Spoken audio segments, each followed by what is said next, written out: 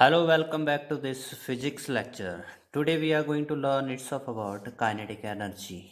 Okay, so here, what is the meaning of this kinetic energy when this is possessed by the body? So, student, we must to remember over there, this energy is due to motion. Due to motion.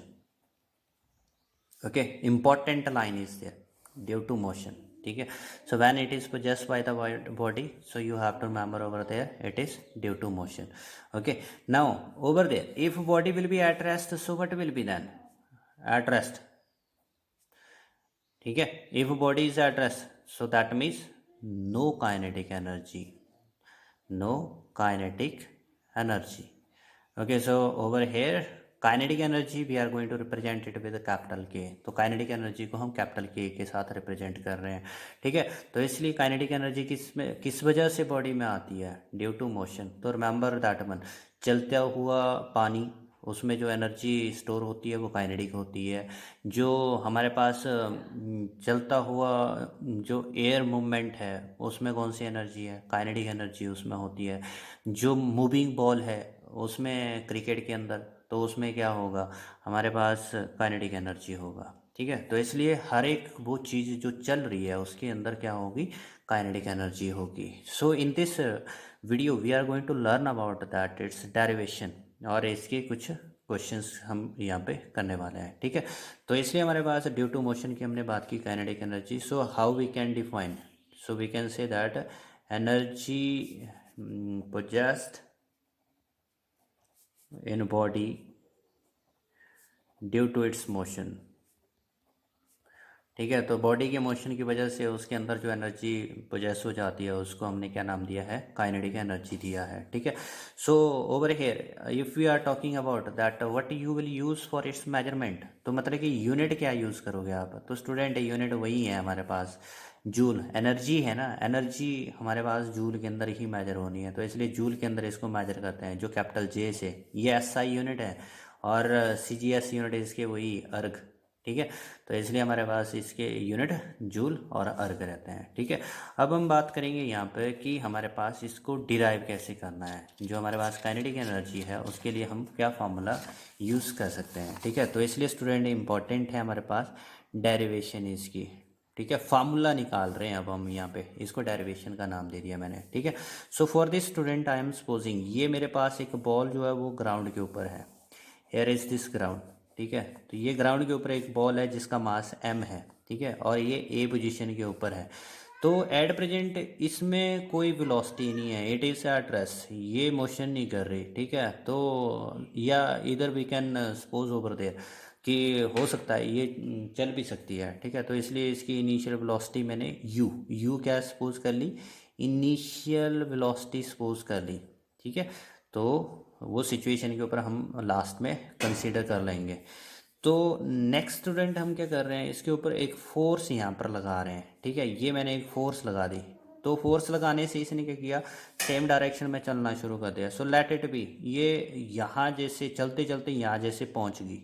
ठीक है, but it is now not at rest, ये हमारे पास at rest नहीं हो रही.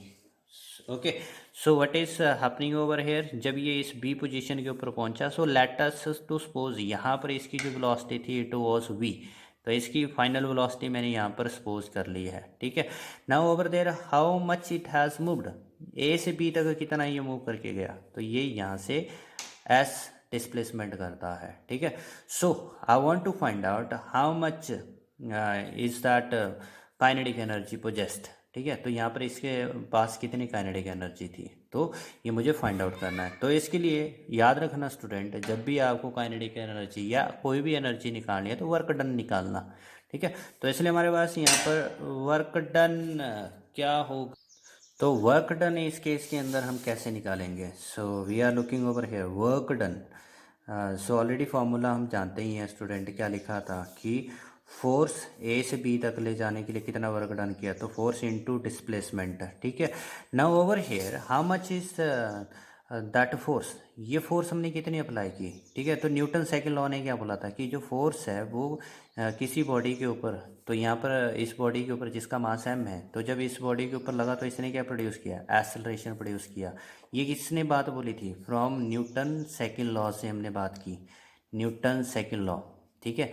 तो इसलिए हमारे पास वर्क डन का क्या बन गया, वर्क डन यानी कि W, ठीक है। तो इसलिए क्या बन गया फार्मूला, MAS बन गया, ठीक है। So this is that in the formula I have kept the value of F, ठीक है।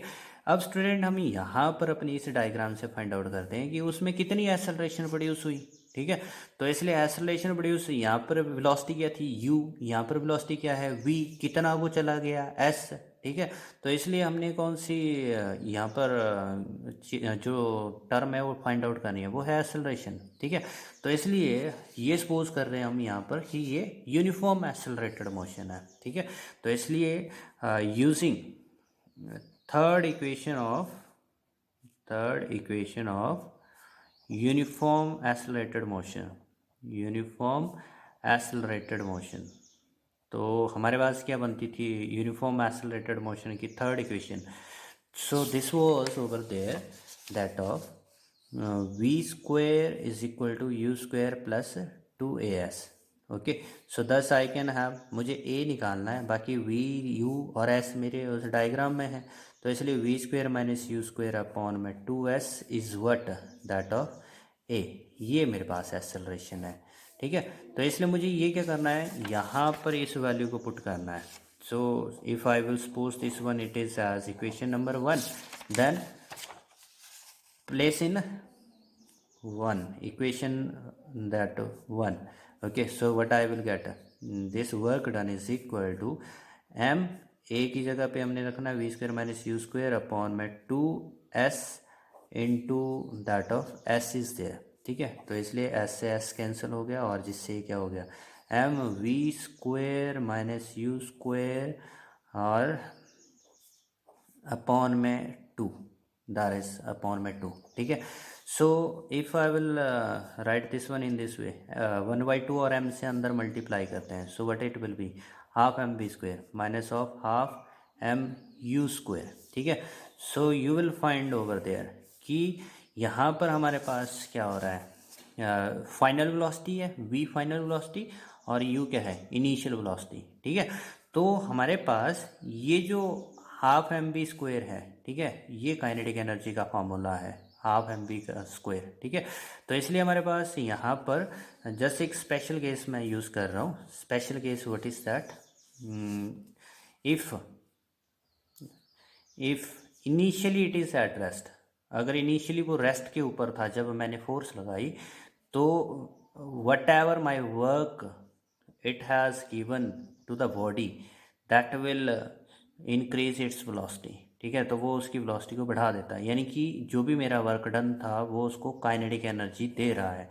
So this is that expression for kinetic energy, ये मेरे पास काइनेटिक एनर्जी का एक्सप्रेशन है, ठीक है। तो इसलिए जब भी आपको फाइंड आउट करना है काइनेटिक एनर्जी, तो half m v square, m mass of that body होता है और वी जो है ये वेलोसिटी है जिससे वो चल रहा है, ठीक है। तो half m v square, square याद रखना है, स्क्वायर इंपॉर्टेंट है, ठीक है। तो इसलिए इस फार्मूले का यूज़ किया जाएगा, ठीक है। अब बात ये आती है स्टूडेंट, यहाँ पर अगर मैं एक स्टेप पहले देखूँ, यहाँ पे क्या लिखा था, half m v square minus of half m u square, ठीक है। तो ये जो यहाँ पर रिलेशन है ये क्या बोल रहा है, चेंज, ये फाइनल काइनेटिक एनर्जी, क्योंकि इसके हिसाब से हाफ एम बी स्क्वायर क्या हुई, काइनेटिक एनर्जी हुई, है ना। तो यहाँ पर v क्या है, फाइनल वेलोसिटी, u क्या है, इनिशियल वेलोसिटी, तो इसलिए इसको क्या लिखा गया, that it is final kinetic energy minus of initial kinetic energy. इसको आप इस तरह से लिख सकते हो, है ना, फाइनल माइनस इनिशियल, ठीक है। तो इसलिए हमारे पास ये जो रिलेशन हुआ, then this work done whenever it is on a body, so it changes the kinetic energy final minus initial. तो जब भी ये किसी बॉडी के ऊपर लगता है तो काइनेटिक एनर्जी को बदल देता है। आपने देखा ही होगा, एक बॉडी जो है वो 10 की स्पीड से जा रही है और आपने उसको एक किक मारी तो वो 100 की स्पीड से चलना शुरू कर देगी, तो आपने क्या किया, उसकी वेलोसिटी को बढ़ा दिया, यानी कि उसके मोशन को इंक्रीज कर दिया, ठीक है। तो इसलिए जब भी वर्क डन होता है तो उससे जो काइनेटिक एनर्जी है उसकी वो चेंज हो जाती है। So this is said to be the relation between work and energy, ठीक है। So it is work energy theorem, तो इसको वर्क एनर्जी थ्योरम बोला गया है, ठीक है। सो what is work energy theorem? It gives relation between this work and energy, तो ये वर्क और एनर्जी के बीच का रिलेशन बताती है, ठीक है। तो इस इक्वेशन को बोला गया है वर्क एनर्जी थ्योरम, ठीक है। So important over their work energy theorem है, तो आपको ये चीज़ बतानी है उसमें। और अगर आपने काइनेटिक एनर्जी का फार्मूला निकालना है तो ये आपने इनिशियल वेलोसिटी को जीरो लेकर के ये वाला रिलेशन लिखना है, ठीक है। तो ये हमारे पास हो जाएगा। Now important thing about this kinetic energy, तो ये हमारे पास अब बात आती है important things about kinetic energy, ठीक है। तो काइनेटिक एनर्जी का फार्मूला क्या हुआ? 1/2 हाफ mv स्क्वायर, ये हुआ, ठीक है। तो काइनेटिक एनर्जी हमारे पास यहाँ पर स्टूडेंट किसके ऊपर डिपेंड कर रही है? तो काइनेटिक एनर्जी जो है हमारे पास ये डिपेंड कर रही है यहाँ पर डायरेक्टली टू मास है, ये डायरेक्टली टू मास आप लिख सकते हो, ठीक है। और दूसरा किसके डायरेक्टली है? ये स्क्वायर ऑफ द वेलोसिटी, मतलब जितनी ज़्यादा वेलोसिटी होगी उतनी ज़्यादा काइनेटिक एनर्जी हो जाएगी, जितना ज़्यादा मास होगा उतनी ज़्यादा क्या हो जाएगी? Kinetic energy. बाकी 1/2 तो एक कांस्टेंट टर्म है, ठीक है। तो मतलब कि some of the time we are getting the question कि हमने मास को डबल किया तो काइनेटिक एनर्जी वो भी डबल हो जाएगी, स्पीड को डबल किया तो काइनेटिक एनर्जी 4 गुना हो जाएगी, क्योंकि ये v का स्क्वायर है ना, तो डबल किया तो 2 का स्क्वायर हो जाएगा, तो इसलिए काइनेटिक एनर्जी 4 टाइम बढ़ जाएगी। अगर हमने स्पीड को 3 गुना इंक्रीज़ किया, 3 टाइम कर दिया, तो ये 9 टाइम्स इंक्रीज़ हो जाएगी, ठीक है। और अगर दोनों को इंक्रीज़ कर रहे हैं मास और वेलोसिटी को, तो दोनों के प्रोडक्ट से फिर आप क्या करोगे? उसकी काइनेटिक एनर्जी को निकाल लोगे, ठीक है। तो इसलिए हमारे पास यहाँ पर ये मैंने फार्मूला लिखा व्हेन v इज़ कांस्टेंट, और ये फार्मूला लिखा मैंने व्हेन m इज़ कांस्टेंट, ठीक है। अगर मास कांस्टेंट है तो स्पीड जितनी ज़्यादा होगी उतनी ज़्यादा काइनेटिक एनर्जी, और अगर v कांस्टेंट है तो जितना ज़्यादा मास उतनी ज़्यादा काइनेटिक एनर्जी हो जाएगी, ठीक है। Now next that student we are taking that it is relationship, ठीक है, relation of momentum and kinetic energy. तो जो हमारे पास काइनेटिक एनर्जी और मोमेंटम जो है कैसे एक दूसरे के साथ रिलेटेड हैं, तो इनको बताया जा सकता है। जैसे काइनेटिक एनर्जी का फार्मूला क्या हुआ? हाफ mv का स्क्वायर, लेकिन मोमेंटम का फार्मूला क्या होता है? m into v, mass into velocity, ठीक है। तो इसलिए यहाँ पर देखो मैंने क्या करना है, मोमेंटम का फार्मूला यहाँ पर बनाना है, तो ये m है और ये v का स्क्वायर है, तो ये यहाँ पर भी मैं क्या कर रहा हूँ? m का स्क्वायर बनाने की कोशिश कर रहा हूँ। तो इसलिए m का स्क्वायर बनाने के लिए मुझे क्या करना पड़ेगा? एक और m इसके साथ लगाना पड़ेगा। लेकिन मैथ्स में हमें पता है अगर हम किसी चीज़ को जोड़ रहे हैं तो उतना ही हमें अपनी तरफ से घटाना कम भी करवाना पड़ेगा। तो इसलिए मैंने क्या किया, यहाँ पर m से मल्टीप्लाई करके m से ही डिवाइड कर दिया, ठीक है। m से मल्टीप्लाई m से डिवाइड, तो जिससे क्या हो गया? m square v square upon में m, तो इसलिए ये लिख दिया जाएगा अब m स्क्वायर v स्क्वायर, यानी कि एम बी का स्क्वायर अपॉन में double of m, it is kinetic energy. और इधर एम वी को काइनेटिक उस मोमेंटम में लिखा गया, तो इसलिए p स्क्वायर बाई 2m, ठीक है। तो यहाँ से ये हमारे पास रिलेशन बना, ठीक है। So over there kinetic energy how it is related to that momentum, p square by 2m, और we can say also over there ये जो मोमेंटम है it will be under of, इसको उस तरफ ले जाओ, so it is 2m k, ठीक है। तो इस तरह से हमारे पास ये चीज़ बताई जा सकती है, ठीक है। So remember this two relations are very much important, okay. So we are going to look for their uses now. तो ये जो दोनों फार्मूलाज हैं हमारे पास, इन दोनों के हम यहाँ पर इम्पोर्टेंस देख रहे हैं, ठीक है। So let us look over here and that is very first question, ठीक है। We are given over here that there are the two bodies, दो बॉडीज दी गई हैं, एक का मास m1 है, दूसरे का मास हमारे पास m2 है, ठीक है। And both are having their momentum equal, दोनों की मोमेंटम क्या है? बराबर है। तो ये फर्स्ट बॉडी है, ये सेकंड बॉडी है, तो इसलिए फर्स्ट की मोमेंटम और सेकंड की मोमेंटम आपस में बराबर है, ठीक है। So whose kinetic energy is greater, whose kinetic energy is greater, ठीक है। तो किसकी एनर्जी जो है वो बड़ी है, काइनेटिक एनर्जी बड़ी है, ठीक है। तो स्टूडेंट हमने देखना है कि भाई P1 is equal to P2 given है हमारे पास क्वेश्चन में कि दोनों के मोमेंटम बराबर है। मोमेंटम बराबर है तो हमारे पास P1 काइनेटिक एनर्जी के साथ क्या रिलेशन लेती है, तो हमारे पास काइनेटिक एनर्जी इट वाज, ये क्या लिखा था हमने अभी, अंडर ऑफ 2m k, ये लिखा था ना।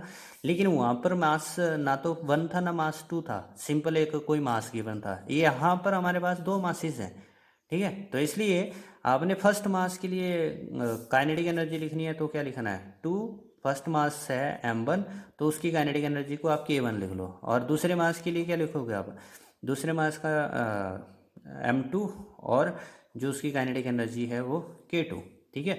तो इसलिए हमारे पास यहाँ पर जब इसका स्क्वायर रूट हटाओगे तो वो उसके स्क्वायर रूट के साथ कैंसिल हो जाएगा, जिससे क्या हो जाएगा 2m1k1 is equal to 2m2k2 बन जाएगा। 2 से 2 कट हो गया और हमारे पास m1 is equal to that m1k1 is equal to m2k2। तो हमें के काइनेटिक एनर्जी बतानी है किसकी ज़्यादा है, तो इसलिए ये क्या हो जाएगा m2/m1 इंटू k2। ये हमारे पास एक फार्मूला बन रहा है, ठीक है। तो just check it over there, कौन सी चीज़ बड़ी है हमारे पास, तो यहाँ पर जो m1 है it is greater then m2।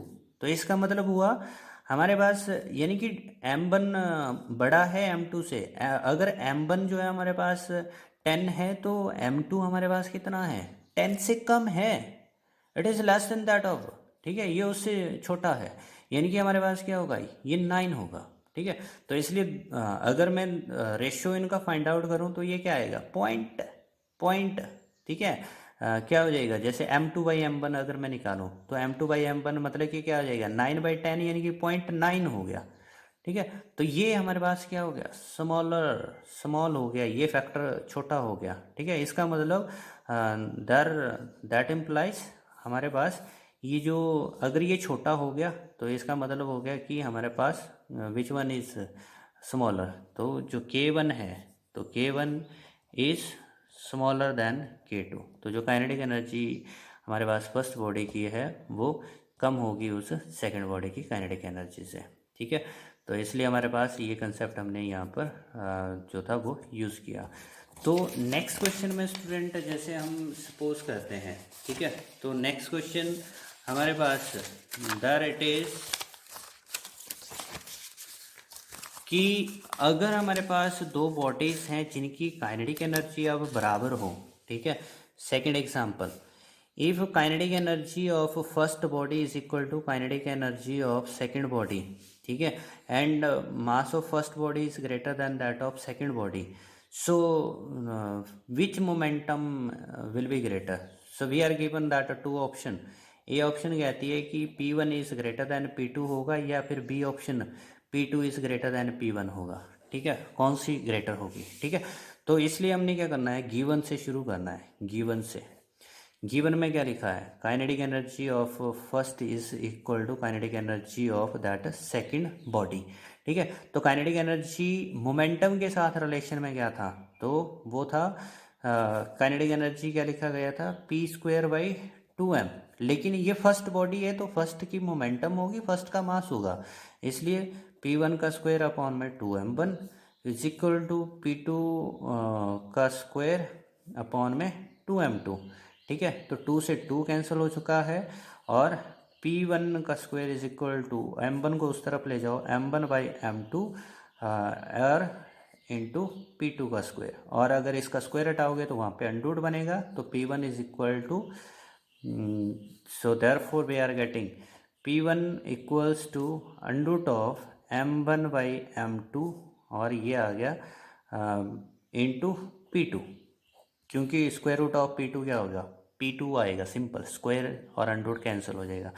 So this we are having the momentum. So over here यहाँ पर याद रखना, अगर ऊपर वाली चीज़ बड़ी होगी तो ये वाली चीज़ भी बड़ी होगी, अगर ऊपर वाली चीज़ छोटी है तो ये वाली चीज़ भी छोटी है। जैसे प्रीवियस वाले न्यूमेरिकल के अंदर ये वाली चीज़ छोटी थी तो इसलिए उसमें ये वाली टर्म स्मॉलर हो गई थी, ठीक है। सो ओवर हेयर हमारे पास क्या हो गया, जो m1 है it is greater then m2, ठीक है। तो इसका मतलब हो गया दिस p1, क्योंकि न्यूमरेटर बढ़ा हुआ है ना, तो इसलिए कौन सा बड़ी होगी value, p1, p1 is greater than p2। So this we are having that answer, ठीक है। तो इस तरह से जो क्वेश्चंस हैं इनको सॉल्व किया जा सकता है। So thank you for watching.